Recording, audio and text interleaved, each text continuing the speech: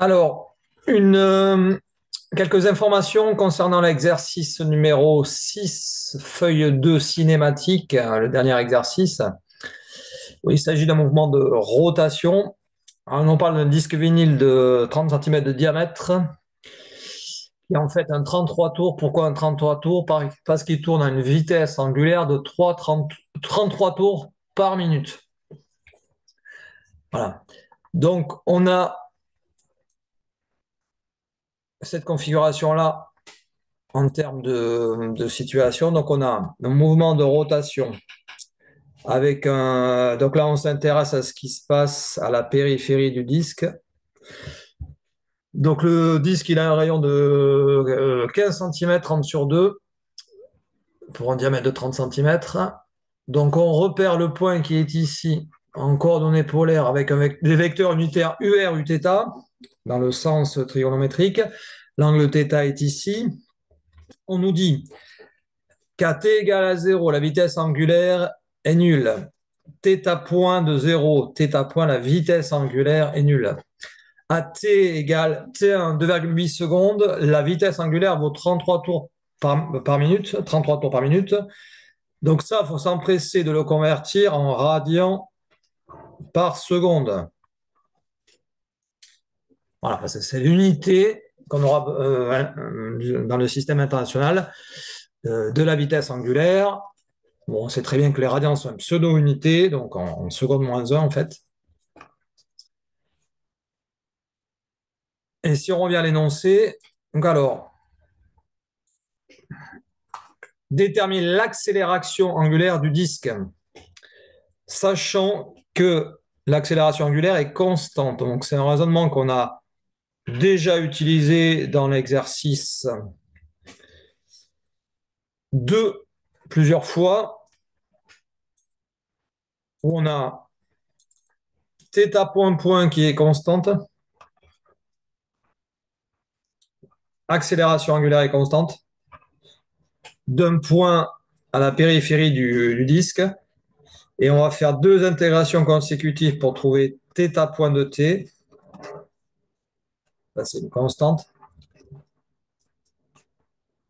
On rappelle que θ point point, c'est la dérivée première de θ point par rapport au temps. Donc, par intégration, on va obtenir la fonction θ point de t. Par une deuxième intégration, on va obtenir θ de t, c'est-à-dire l'équation horaire angulaire du mouvement, parce que θ point, c'est dθ sur dt, la dérivée première de θ par rapport au temps. Voilà. Sachant que θ point point est une constante. Et en utilisant ce qui se passe à t égale à 0, on va prendre une origine aussi des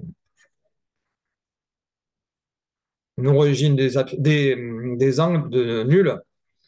À t égale à 0, la vitesse angulaire est nulle. On va prendre l'origine des angles nuls aussi. θ point vitesse angulaire, θ 0 l'angle. Et avec ça, on doit s'en sortir. Pour la question 1. Pour la question 2, déterminer les composantes rendues à l'état tangentiel ainsi que la norme du vecteur accélération d'un point situé à la périphérie du disque. Donc on est bien à la périphérie du disque, comme je viens de le dire jusqu'à présent. Donc ça, c'est pour la question 6.1. Tout ça, c'est pour la 6.1. Pour la 6.2, donc là, il faut revenir à l'expression qu'on balance par cœur de l'accélération d'un point à la périphérie d'un point qui a un mouvement de rotation et que le cercle est de rayon R avec une vitesse qui n'est pas forcément constante, donc le mouvement n'est pas forcément circulaire uniforme, là en l'occurrence c'est des circulaires non uniformes, et on sait par cœur, en fonction des coordonnées, en fonction des vecteurs unitaires UR, Uθ, que la vecteur accélération est égale à moins V carré sur R, grand R, UR, plus dV sur dt, Uθ. Ça, c'est la première expression du vecteur accélération dans le cas de mouvement circulaire quelconque de rayon grand R. Et la deuxième expression, c'est plutôt celle-là qui va être utilisable ici, c'est moins R θ point carré UR.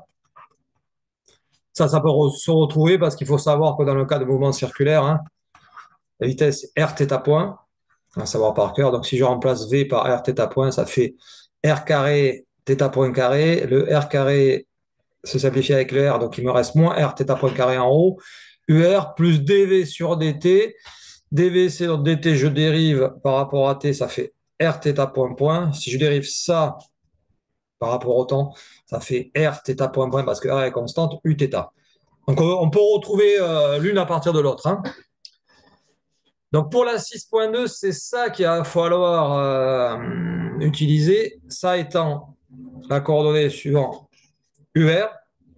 Attention avec le moins, hein. Là je parle bien de la coordonnée, hein. Et ça, c'est la coordonnée suivant Uθ.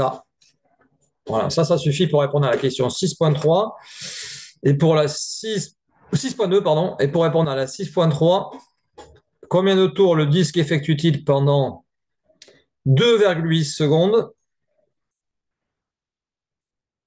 Voilà, 6.3, combien de tours effectue-t-il en 2,8 secondes? Donc à T1, que vaut à T égale T1? Donc nombre de tours, nombre de tours. En fait, on cherche un angle. Donc on cherche θ à T1. On peut appeler tout simplement θ1 par souci de simplification. Voilà. Sauf que là, on ne le veut pas en radian, on le veut en tours, sachant qu'un tour, c'est 2 pi radians. Alors, je crois que j'ai tout dit. Vérifie. Combien de tours le disque effectue-t-il pendant ces 2,8 secondes? Donc, c'est-à-dire l'angle θ à la date T1.